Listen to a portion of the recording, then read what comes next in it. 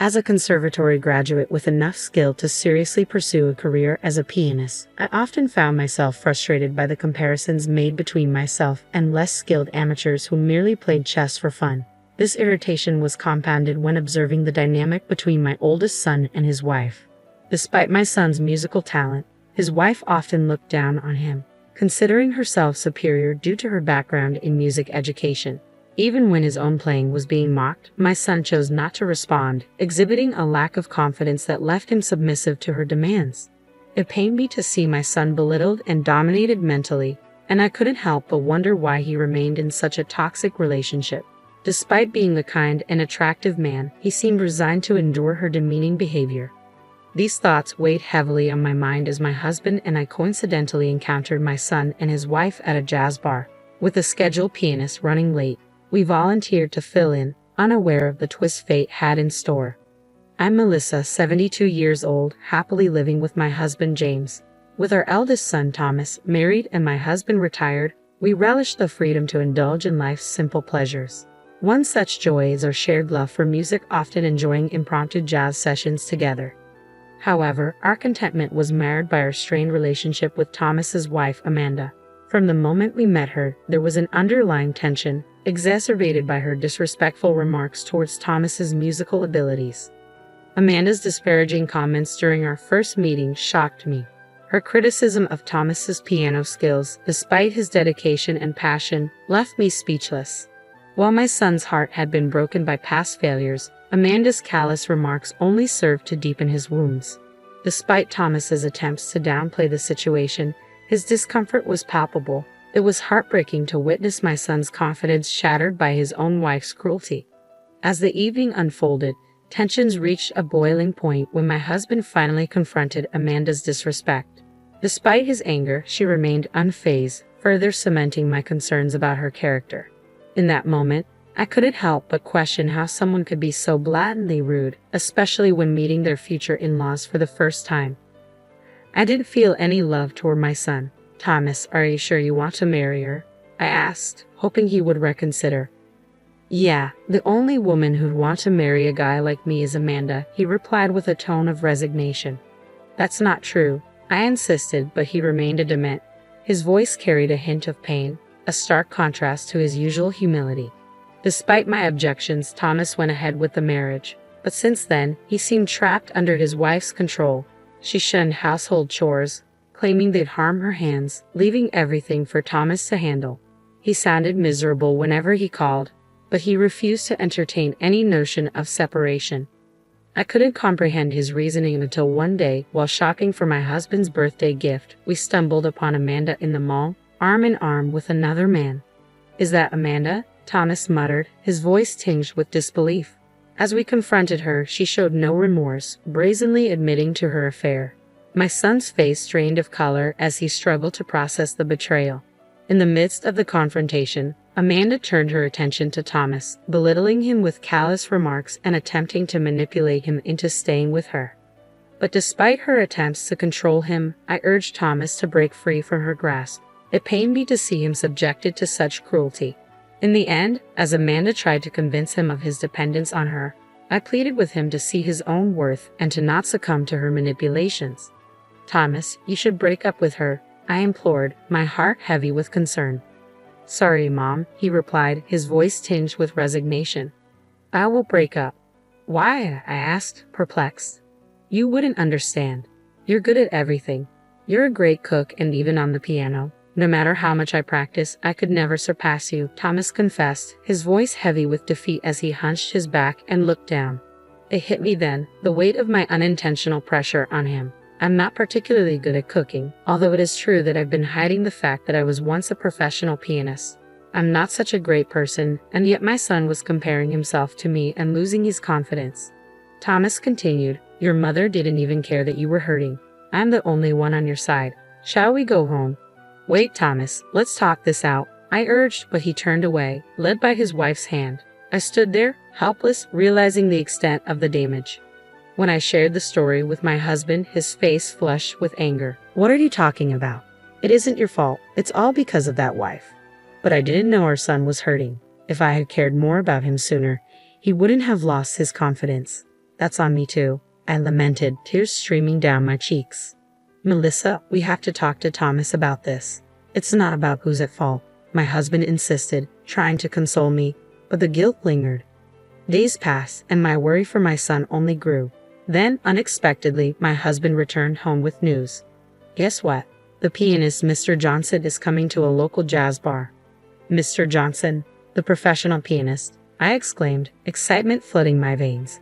Let's go together. It might be a nice change of pace. With eagerness, we made our reservation.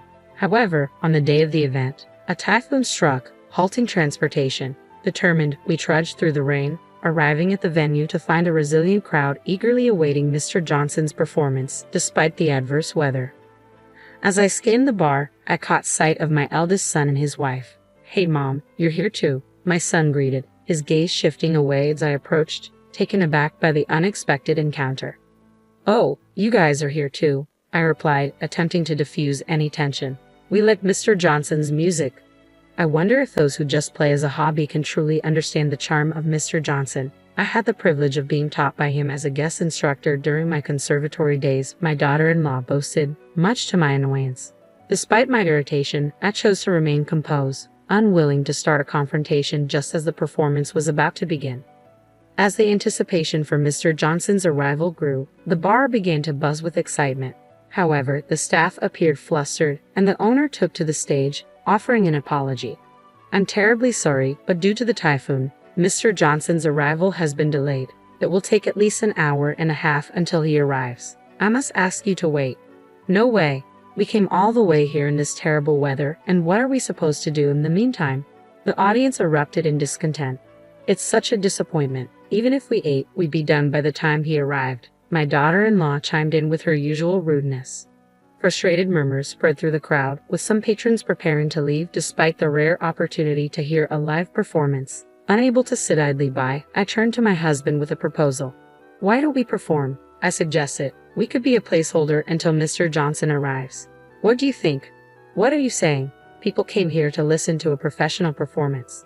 They're going to heckle your amateur piano playing, my daughter-in-law scoffed, but I paid her no mind, focusing on my husband's response. Understanding my determination, he nodded in agreement. Sounds like a plan. Let me talk to the owner. After a brief conversation with the owner, we climbed onto the stage, heartbeats racing as we prepared to perform. Luckily, the jazz bar had a drum set, and with our nerves somewhat calmed, we exchanged a glance and began to play. As the first notes filled the room, the once noisy audience fell silent, captivated by our impromptu performance. Before we knew it, even those who had been preparing to leave had taken their seats, drawn in by the music. Both my husband and I felt invigorated by the energy of the crowd, improvising and engaging with the audience, eliciting laughter and applause. In that moment, as I locked eyes with Thomas, I could see the surprise and enjoyment in his expression, bridging the gap between us with the universal language of music. I approached Thomas and gently took his hand. Mom, what are you doing? Let's play together, he protested, but I insisted. Music is about having fun. We settled on playing When You Wish Upon a Star, a song we used to play together when Thomas was in elementary school. My husband waited patiently, ready to keep the rhythm on the drums. It's okay, leave it to me, I reassured Thomas. With hesitant hands, he placed his fingers on the keyboard as instructed, and soon, he began to play. It was clear that he remembered the piece from all the practice he had put in back in the day. His smooth movements brought a smile to my face, and cheers and applause erupted from the audience. Encouraged by their response, Thomas's face lit up, and he joyfully continued to play. It was as if he had returned to his childhood days. Before we knew it, an hour and a half had passed. As we finished playing, we were greeted with a loud round of applause. Standing there was Mr. Johnson, the pianist himself. Bravo! That was fantastic, he exclaimed, prompting us to bow. But before we could leave the stage, he stopped us. Are you guys a family? He asked. When we confirmed, he remarked, no wonder it was such a harmonious performance. Don't you all agree? The audience erupted into applause once more. However, my daughter-in-law, not finding the situation amusing, stormed onto the stage and approached Mr. Johnson. Do you remember me? I was once your piano student, she claimed, but Mr. Johnson apologized, unable to recall. Undeterred, she insisted on performing, boasting about her aspirations to be a professional pianist. With a malicious grin directed at me, she began to play, expecting praise. However, Mr. Johnson's response was unexpected. After listening quietly, he remarked that her performance was pretty ordinary and lacked charm. In a fit of embarrassment and anger, my daughter-in-law challenged him, only to be met with a blunt critique of her lack of taste and musicality. As she glared at me, I felt a sense of satisfaction. Mr. Johnson then approached our table, intrigued by our musical backgrounds. When he learned my name, recognition rippled through the audience, and he grabbed my hand, his eyes shining with curiosity. "I'm a fan of yours, Melissa," Mr. Johnson exclaimed, surprising me. "Me? Really?" I replied, taken aback. "Yes, I started learning the piano after listening to your performances. I've always wanted to perform together someday, but you retired. I never imagined we would meet like this," he shared joyfully, much to the surprise of my daughter-in-law, who hurriedly approached. "Wait, what's this about being a former pianist?" she interjected. "Didn't you know Melissa is a famous pianist who has won prizes at international competitions? She has performed extensively abroad, and her concerts in the US were always sold out." I didn't know that, Mom. Why didn't you tell me?" Thomas asked, his voice filled with dejection, causing my husband and me to lower our heads apologetically. "We're sorry for keeping it a secret. The truth is, I stopped being a pianist when I became pregnant with you. I decided that I couldn't continue my career because my greatest desire was to have you, and I never regret this decision. The days I've spent with you are my most precious treasures," I explained, tears welling in my eyes. Thomas began to sob. "I've always loved listening to you play the piano because you play with so much joy. I'm glad we could play the piano together today," he said, his voice choked with emotion. "Your son's performance was excellent. His joy was truly infectious, really," Mr. Johnson praised, but Thomas blushed at the compliment.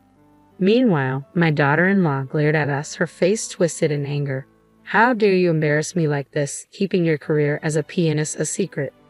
I didn't mean to," I started to explain, but Mr. Johnson stepped in between us. "If anyone is causing embarrassment, it's you. You've been bragging about being the better pianist since the beginning.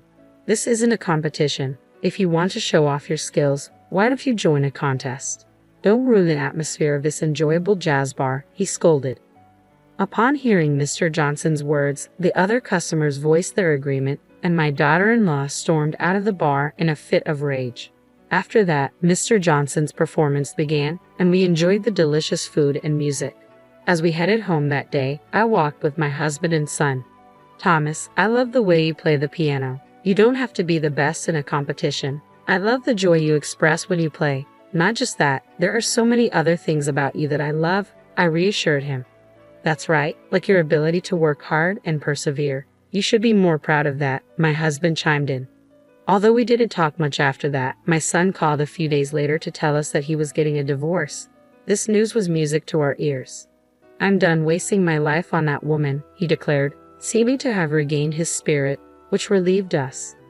We later heard that his ex-wife was struggling with debts and personal troubles, while my son gained confidence and even had plans to go to a concert with a woman who also loves music. I was so happy to see my son's transformation, and the best part was that we started performing together occasionally.